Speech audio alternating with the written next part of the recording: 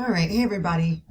This is Dr. Quinn, and I wanted to go over what you've done so far in week 1 and what we're doing now, and sort of give you just a quick video reminder of the pace of the course and when everything is due, and just do a little bit of a discussion of the narrative essay. You're reading it over this weekend in preparation for Monday's class, but I thought it'd be nice to go over it as well. Note, you can see the modules here on the screen. Week 1, material we'll cover in Monday's class, and I went into the introductions and gave everybody, I responded to everybody's introduction post for those of you that posted, so that's great. You'll notice lab work. You had one article to read. You had a quiz, which is the week 1 quiz, which was basically the syllabus and the article, and then you had the diagnostic essay. Most of you have taken this. You must take this, and you'll notice that I posted an announcement about if you don't do it, I'm going to give you an absence. There's 2 classes a week in the hybrid space, the Mondays that we meet on Zoom, and the Wednesday, Thursdays usually, although week 1, I said the quiz wasn't due until late Friday, just so you can kind of ease into the first week. But you've got to do this. A, it gives me a quick bird's eye view into your writing style and your writing strengths and weaknesses. And B, I need to double check that everybody's appropriately placed in the class. If you don't do that, then it becomes really problematic for me to help you if I don't get that immediate information and feedback, okay? So please take the diagnostic if you haven't already. So week 2, material to review before class. So you read these 2 over the weekend, and you read this over the weekend, 3 readings. This is a landing page, the narrative overview and samples, and you'll remember that I mentioned in class last week that our course is set up for a course-wide project. 3 essays, interrelated, focusing on either career or identity.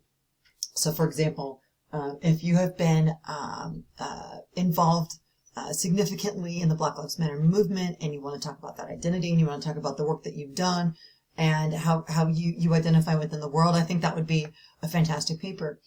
I noticed in your introduction, some of you posted about how you were unsure about your major, or you think you're going to do general studies, or you think you're going to do interior design, but you don't know exactly where it's going to go, and you're trying to still figure that out. I think a career narrative could actually be helpful for those students. Sometimes it's important to explore our past through storytelling. These little vignettes that we'll talk about next week, and to sort of figure out what guided you here to Nova and what excites you the most about the classes that you signed up for this semester, and where is all of this going. And I think considering all of that together will help you put together a really cogent career narrative. It's about exploring all of your prior experiences in relation to a particular major, and then figuring out where to go from here. So those are the 2 options that you have for the assignment. The narrative is a career-focused narrative or an identity-focused narrative. You can see as well that we're going to talk about in class on Monday the narrative arc, the structure of stories, and then how do we build momentum towards some sort of resolution and aha moment. The assignment parameters are, this is a 4-page assignment, 4 or more double-spaced in MLA or APA style, which of course we'll practice with you. Academic frame, that you have an introduction, paragraph, body, and conclusion paragraphs, and that you have general adherence to academic writing standards. That's really important because I noticed in the introductions, some of you were writing your introductions like you're writing a text message. That's the other reason why this first week, one of your hybrid assignments was to read, I don't mean to bother you, but the netiquette that you agree to and that you adhere to in how you email your professors should also be the same type of attention to detail that you post in discussions and that you put together for your major essays. And so that's something that I really want you to think about. Avoiding fragmented or run-on sentences, word choice accuracy, clarity in phrasing, and conventional spelling, and capitalization that's focused on American scholarly work that you did. So we're going to reinforce this next week, but I just wanted to give you a little reminder and introduction.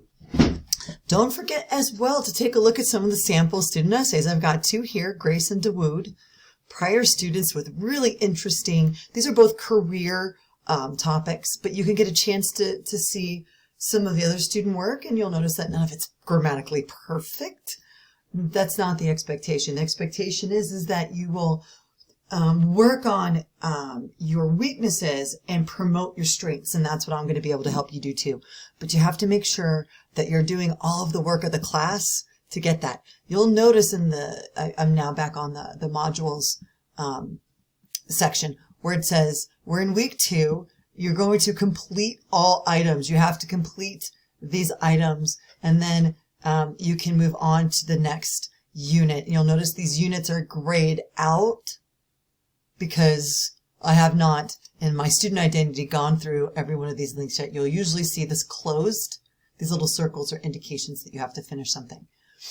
Remember again that week 2 quizzes are due before class. And that's just a reinforcement that you've done all the readings and that we're kind of on the same page. So then we start class discussion. I don't get all these questions. Well, what was Shitty First Drafts about? Or what's this paper 1 going to be on? That you have the specific information to get you ready to go. And so those quizzes will only be reading quizzes, but it's due before class starts. You'll notice lab work is not due till later in the week. I will orient you to the lab work before that, and then you're engaged. It's not just that the lab work is homework. It's that you post and respond to classmates, and you create these discussions that we would have done in the classroom space if we are a full-on face-to-face class. So there's parts to it. You post your vignette on Wednesday, then you respond to your classmates a little bit later on, so everybody has time to post. And I will be in there responding to you. That's my promise, and my engagement and my teaching to you is that I go in there and have those mini discussions with everyone, and that you can go back and you can see that, and you can learn from the feedback that I'm giving, not just you, but I'm giving your classmates. So what's due Monday? Read the narrative essay overview and samples. Read Shitty First Drafts. It's only 2 pages. Read introductions and conclusions, so you get a sense of how do essays sort of begin and end. We will have discussions about all of this in class on Monday. We will reinforce it and go into it much more deeply. In addition, you'll want to take your week 2 quiz. Also, if you haven't done the diagnostic, please do that because I'm using it as the second attendance day for class this week. Reach out if you have any questions. I look forward to working with you this term.